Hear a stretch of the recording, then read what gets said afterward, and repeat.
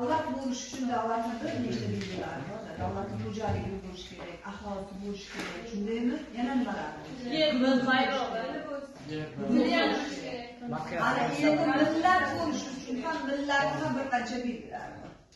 Millatni bitta belgisi tili bo'lish kerak. Shundaymi? Hozirgi vaqtda butun dunyoda ayrim o'sha tilga oid ayrim ma'lumotlarni aytaman, kimdir eshitgandir, kimdir eshitmagandir. Shuning uchun eshitishga harakat qilamiz. 2025-yil ma'lumotlarga ko'ra dunyoda 7164 ta til bor ekan. 7164 ta til. Lekin ularning atigi 200 tasi rasmiy.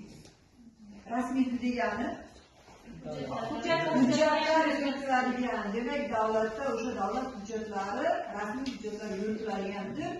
7000 tadan qarang, atigi 200 tagina til.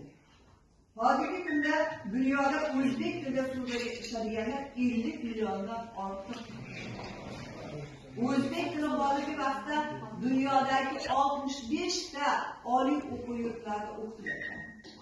Amerika Qo'shma Shtatlari, Buyuk Britaniya, Germaniya, Fransiya, Shvetsiya, Rossiya, Ukraina, Xitoy, Yaponiya, Janubiy Koreya, Hindiston, Turkiya, Afg'oniston, Ozarbayjon, Tojikiston, Qozog'iston, Turkmaniston, Qirg'iziston davlatlarini 65 dan ortiq oliy o'quv yurtlarida, universitetlarda demak o'zbek tili o'qitiladi.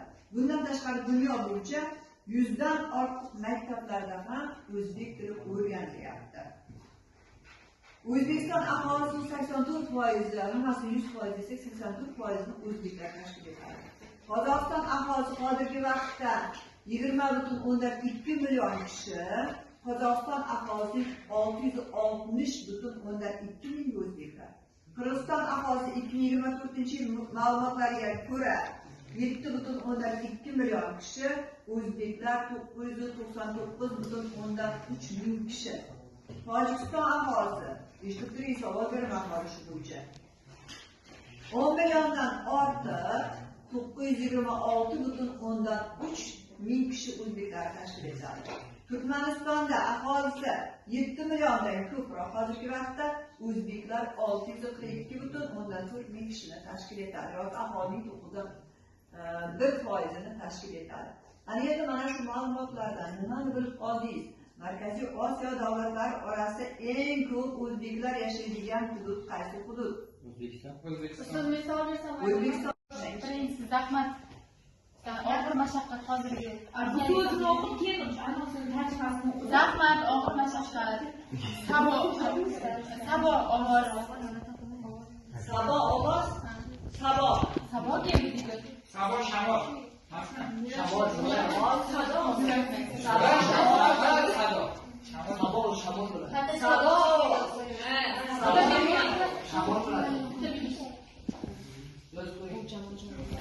Keyingi misol yetishmoq.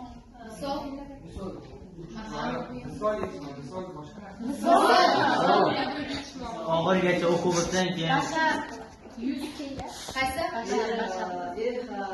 Bashar. Xalq. Bashar.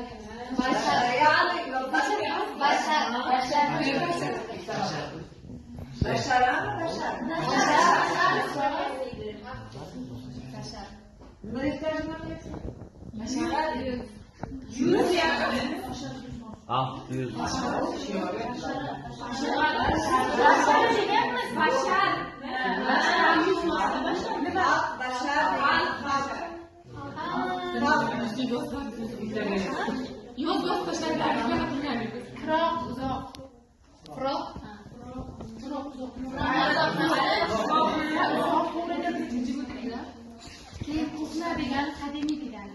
Qaysi? Kuhna.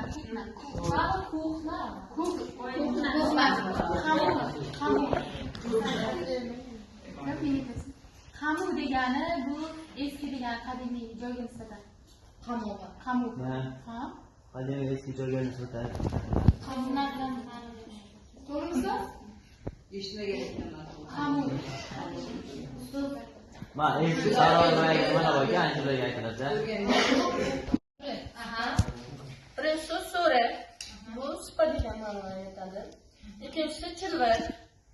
Arqon. Uchinchisi sipo. Jangchi, askar. Keyingisi mirshat.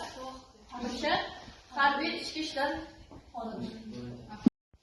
Bu eshik qo'ng'irog'i, anda 10 va'da, oxirgisi nahar. Kun. Nahar. Nahar bo'ladi. Nahormi, naharmi? Nahar. Nahar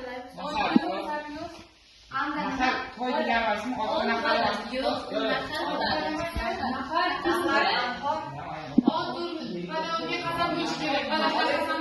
Nahar